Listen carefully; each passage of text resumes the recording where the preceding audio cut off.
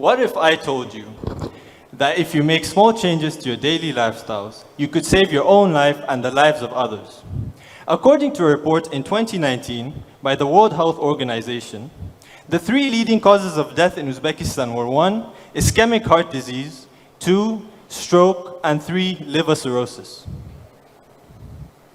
This is particularly concerning because, as you may have noticed, the 3 leading causes of death in Uzbekistan are strongly associated to a lack of adequate and good preventive care measures. As a medical student, I have learned the importance of preventive care in both theoretical and practical perspectives. I have studied and continue to study the importance of preventive care. I have studied epidemiology, pathophysiology, and management of various chronic illnesses and diseases. Over the summer, I visited Zambia to undertake a brief internship under the mentorship of my father and other doctors. I attended live surgeries, I observed how to interact with patients, and learned how to administer certain types of drugs. On one of those days, a patient by the name of Singh Ragbir, or Mr. Ragbir, had experienced a stroke and was immediately brought to the hospital. His condition was stabilized and he eventually returned to normal. He's fine now, I still talk to him. Now, Mr. Ragbir, quite frankly, did not conform to the preventive care measures instructed to him by his doctor. He was a chronic hypertensive, in addition to being a long-standing cigarette and tobacco user, and a stage 3 obese patient.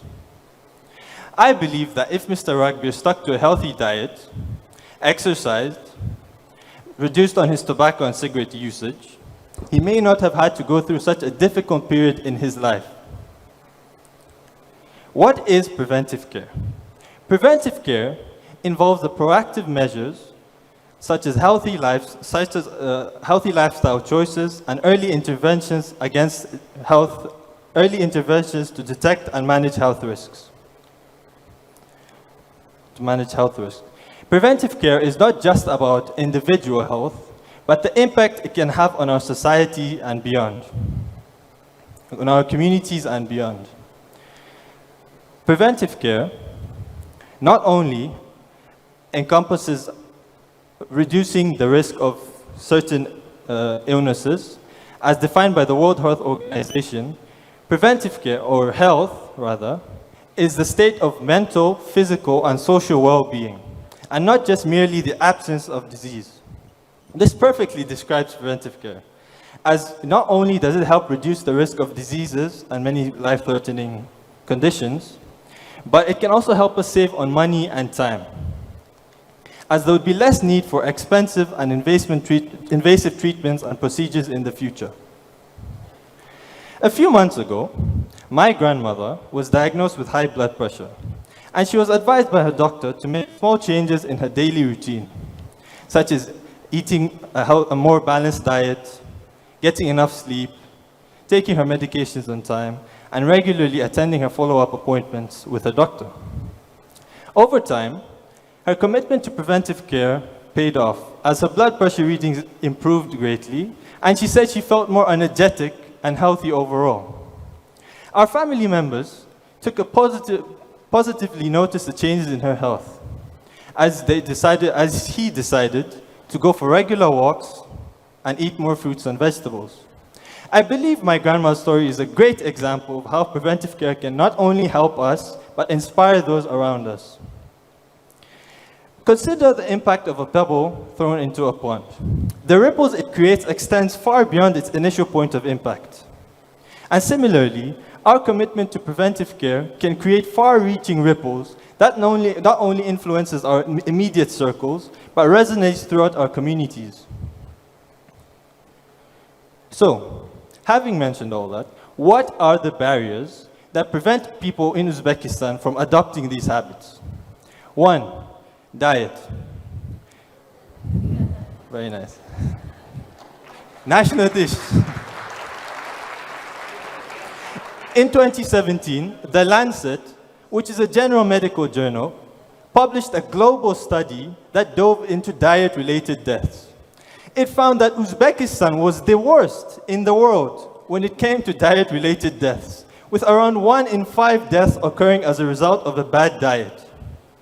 One gastroenterologist, though, Lola Abdurahimova, argued that it was not the diet itself, but the changing lifestyles of the people, and it was more suitable for more labor-intensive physical activities. But come on, guys, I think we can all agree that whether it's from a bad diet or a lazy lifestyle, both these reasons can be changed, as a bad diet can be corrected and a lazy lifestyle can be changed to a more active one. 2, tobacco.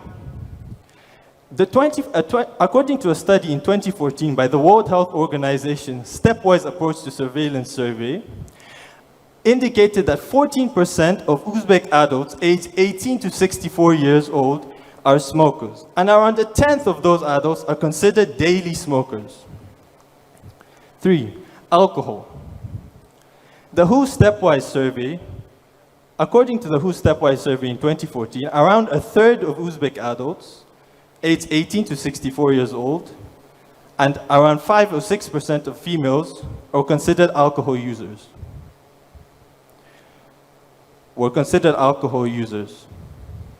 And on average, per capita, an Uzbek adult consumes over 2.7 liters of alcohol, with men consuming over 6 times the amount of alcohol as women per capita. And lastly, physical inactivity. I think we can all relate to this. I mean, I'd rather sleep than go to the gym or watch a movie than go for a run. We can all relate to this.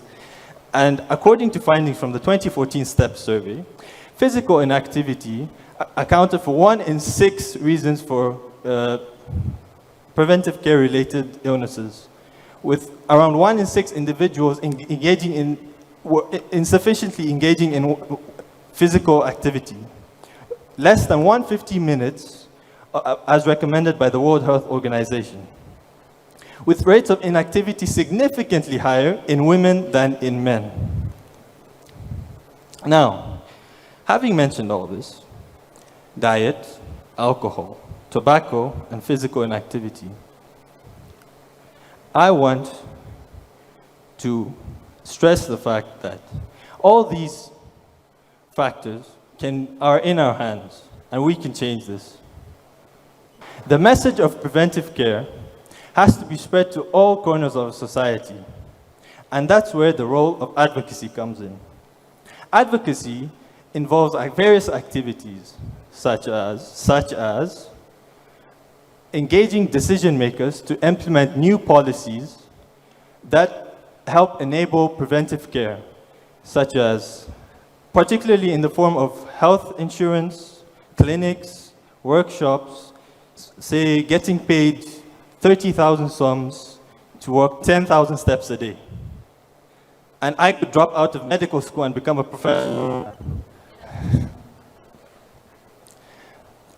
Also, we as a community can raise awareness, empower individuals to take a proactive stance in their health by providing evidence-based information about the benefits and effectiveness of preventive care. And lastly, implementing new policies and regulations, particularly in the Ministry of Health, such as providing services like blood pressure checks, cholesterol checks, aspirin, and COVID-19 vaccines, just to name a few. How do we spread the message of preventive care? One of the ways I think that we can spread the message is to practice it ourselves. Practicing preventive care means you demonstrate your commitment to preventive care by practicing it yourself.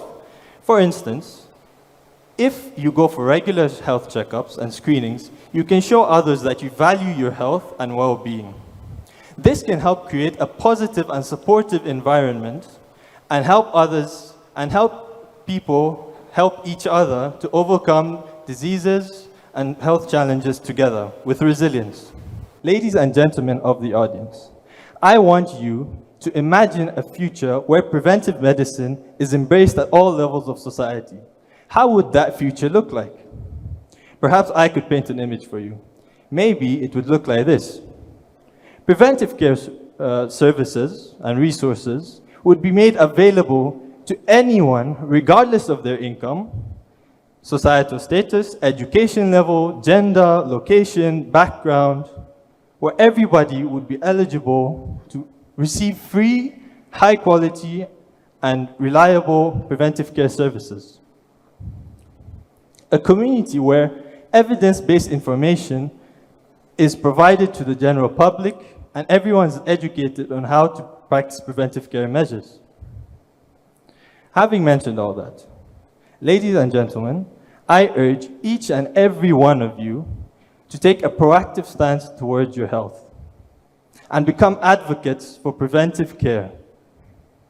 I believe that we can make a future and that this is a vision of a future where we can cultivate a culture of resilience and wellness, that this is a vision of a future where everybody lives a longer, healthier, and happier life, and that this is a vision of a future that I believe we can make a reality. Thank you.